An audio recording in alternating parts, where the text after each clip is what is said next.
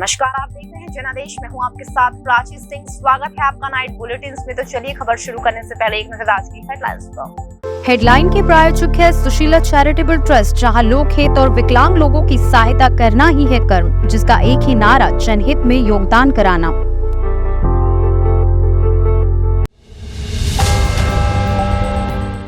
8 feet का gate फांदकर Akhilesh ने JP की मूर्ति को पहनाई माला, अब दर्ज हो सकती है एफआईआर। भारत पाकिस्तान मैच की 150 नकली टिकटों के साथ 4 युवक गिरफ्तार। मैच के पहले नरेंद्र मोदी स्टेडियम को मिली धमकी देने के मामले में राजकोट से आरोपी गिरफ्तार। बीजेपी को कांग्रेस एनसीपी के नेताओं की जरूरत, हिम्मता का जिक्र करके सुप्रिया सुले ने फडणवीस पर साधा निशाना। अमेरिका ने ईरान को दी है सख्त चेतावनी, कहा है वह हमास इजराइल युद्ध से दूर रहे। गौतम अडानी की मुश्किलें बढ़ी, दुबई के बिजनेसमैन के साथ संबंधों की जांच कर रहा है सीबी। अब समाचार विस्तार से।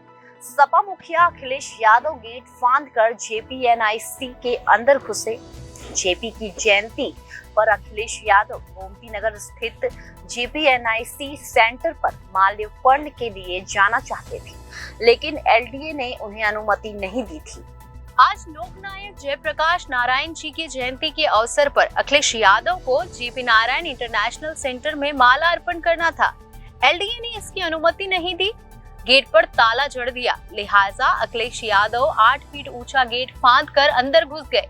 अब खबर ये आ रही है कि उनके खिलाफ एफआईआर दर्ज हो सकती है। इससे नाराज सपा कार्यकर्ता गेट के बाहर धरने पर बैठ गए हैं। यह देखते हुए बड़ी संख्या में पुलिस वालों को तैनात भी कर दिया गया है। थोड़ी देर में अखिलेश यादव समाजवादी रथ से जेपीएनआईसी पहुंचे। वहां मौजूद सुरक्षा कर्मियों से गतिरोध के बाद वह गेट फांदकर परिसर में पहुंचे। उसके साथ साथ कार्यकर्ता भी अंदर घुस गए।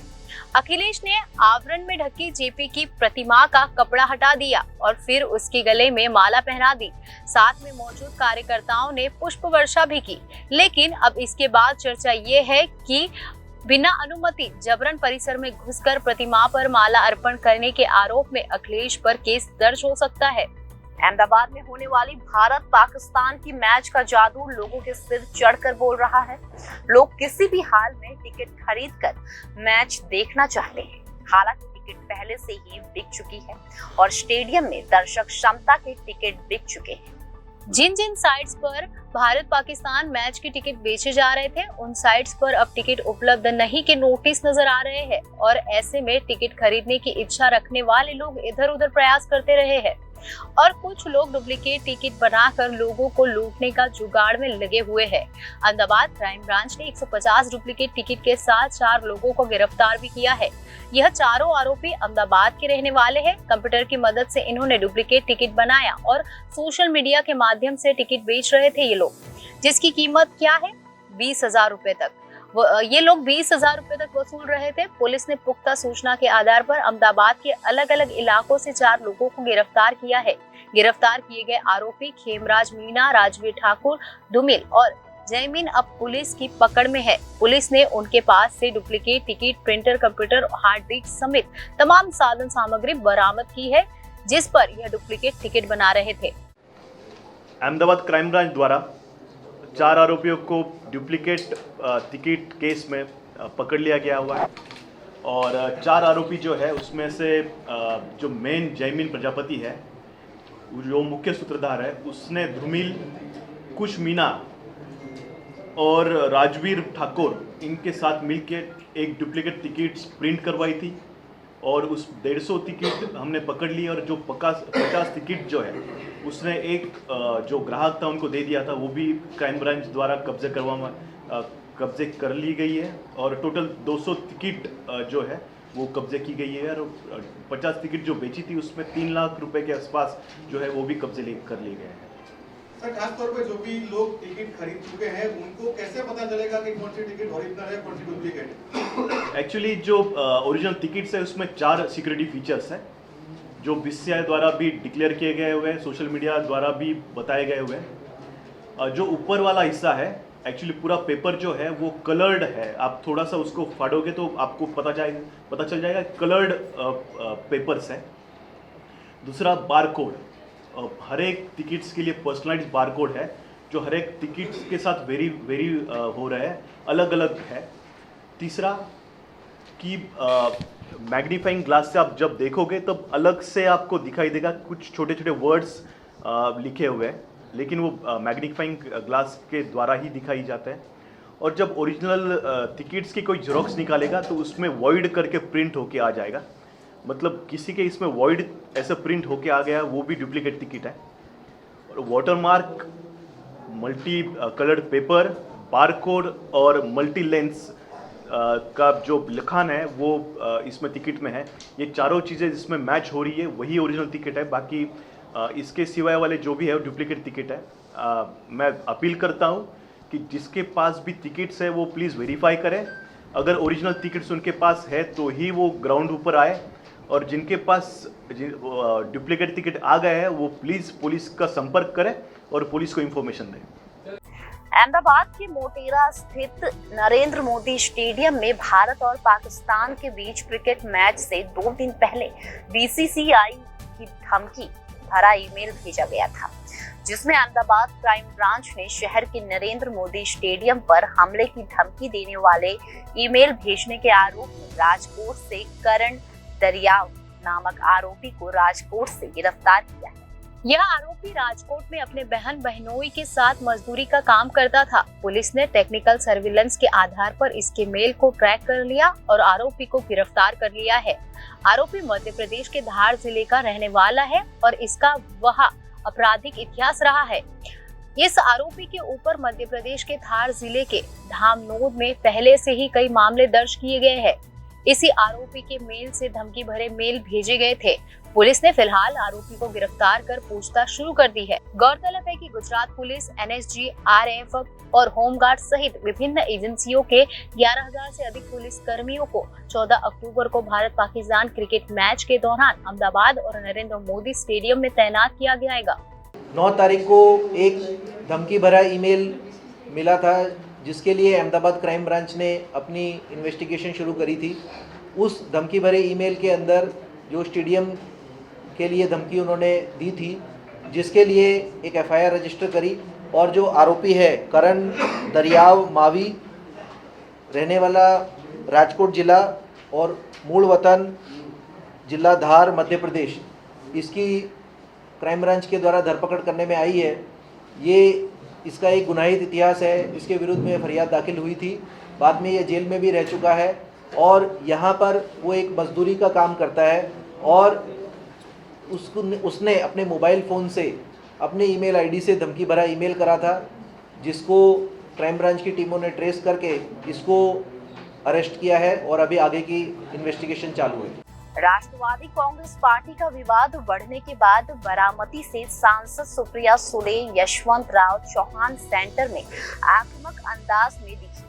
महाराष्ट्र के हालात पर जिन्होंने यहां मौजूदा सरकार को घेरा, तो वहीं उन्होंने बीजेपी में काबिल लोगों की कमी होने का आरोप लगाते हुए फडणवीस पर बड़ा हमला बोला है।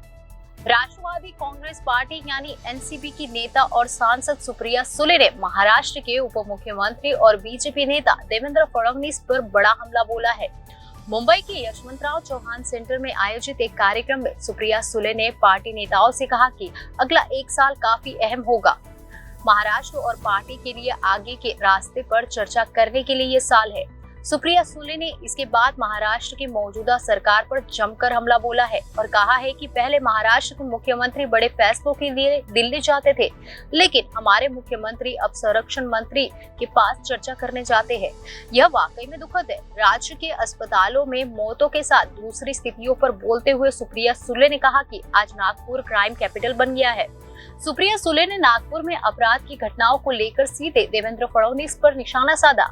सुले ने कहा कि मैं यह बात ऐसे ही नहीं कह रही हूँ, डाटा के आधार पर कह रही हूँ कि नागपुर अपराध की राजधानी बन गया है। नागपुर देवेंद्र फडणवीस का गृह जनपद है, वे यही से विधायक है। सुप्रिया सुले ने कहा कि देवेंद्र फडणवीस कहते हैं कि कांग्रेस मुक्त भारत, लेकिन उन्हें दादा को लेना पड़ा। उनके पास प्रतिभा नहीं बची है। और वे कांग्रेस और एनसीपी के लोगों को ले रहे हैं। उनके पास सक्षम नेता नहीं है, वह सरकार चलाने के लिए शरद पवार द्वारा सिखाए गए हमारे नेताओं की उन्हें आवश्यकता है और वे कांग्रेस मुक्त भारत की बात करते हैं। सुले ने असम हिमंता बिस्वा शर्मा, मुख्यमंत्री हिमंता बिस्वा शर्मा का जिक्र करते हुए कहा कि मैं जहां भी उनसे मिलती हूं हमेशा उनकी सराहना करती हूं और लोग मुझसे पूछते हैं कि आप ऐसा क्यों करती है, तो मैं कहती हूँ कि उनमें कांग्रेस का डीएनए है जो बीजेपी के लिए काम कर रहे हैं, क्योंकि उनके कारण पूरा नॉर्थ ईस्ट बीजेपी के अधीन है। बीजेपी के पास प्रतिभा की कमी है और उन्हें कांग्रेस और एनसीपी के लोगों की जरूरत है। सुप्रिया सुले ने कहा कि हम 5 दिनों के विशेष संसद सत्र से बहुत उत्साहित थे। पहला दिन पुरानी इमारत की विदाई, दूसरे दिन में नई इमारत का स्वागत, तीसरे दिन में महिला आरक्षण विधेयक पेश हुआ। सुले ने कहा कि महिला आरक्षण विधेयक सिर्फ एक जुमला है, क्योंकि इसमें एक खंड था कि इसे परिसीमन के बाद 2027 के बाद लागू किया जाएगा और जनगणना के बिना इसे लागू नहीं किया जा सकता है। उन्होंने इस जुमले के लिए 25 करोड़ जनता का रुपया बर्बाद कर दिए है। मुझे इस पर आपत्ति है। सुप्रिया सुले ने कहा कि ट्रिपल इंजन सरकार पर मेरा आरोप है कि आपने नांदेड़, नागपुर और छत्रपति संभाजी नगर के मरीजों को मार डाला है। सीएम और दोनों डीसीएम के पास अभिभावक मंत्री पद के लिए दिल्ली जाने का समय है, लेकिन मरने वालों के लिए समय नहीं है। नवजात बच्चों की मौत का जिम्मेदार कौन? ये सरकार संवेदनशील हो गई है। आप किस मुंह से उस माँ से मिलेंगे जिसने अपना बच्चा खो दिया है? अमेरिका ने एक बार फिर से ईरान को सख्त चेतावनी दी है और कहा कि वो हमास इजराइल युद्ध से दूर रहे। हमास और इजराइल की लड़ाई में ईरान के शामिल होने का खतरा बढ़ता जा रहा है। इसी को देखते हुए अब अमेरिका ने ईरान को कड़ी चेतावनी दी है। इजराइल और ईरान समर्थित हमास के बीच लगातार 5वें दिन भी जोरदार युद्ध जारी है। इजराइल अब अपने 3 लाख रिजर्व सैनिकों को इकट्ठा कर चुका है और गाजा पर कभी भी धावा बोल सकता है। इस बीच अमेरिका का एयरक्राफ्ट कैरियर भी कई जंग जहाजों के साथ इजराइल के पास पहुंच गया है। हमास के साथ जंग के दौरान कई इजराइल पर ईरान सीरिया के जरिए हमला न कर दे, इसका खतरा बढ़ता जा रहा है। अब अमेरिका के एक शीर्ष जनरल ने चेतावनी दी है कि ईरान अब इस पूरे विवाद से दूर रहे, नहीं तो भयानक परिणाम होगा। अमेरिका के chairman of joint chiefs of staff general CQ Brown ने ईरान को चेतावनी दी है कि वह हमास के इजराइल पर हमले में शामिल न हो। उनका यह बयान ऐसे समय पर आया है कि जब अमेरिका और अन्य गठबंधन सहयोगी देश इस कोशिश में लगे हैं कि किसी तरह से संघर्ष को और ज्यादा भड़काने से रोका जा सके। ब्राउन ने साफ कहा है कि अमेरिका का एयरक्राफ्ट कैरियर इजराइल के पास भेजने का मकसद ईरान को किसी भी हमले से रोकना था। यही नहीं, अमेरिकी अधिकारी एक लंबे संघर्ष की तैयारी कर रहे हैं और इजराइल के दुश्मनों को इस संकट का फायदा उठाने से हतोत्साहित करने के लिए कई अहम प्रयास शुरू किए गए हैं।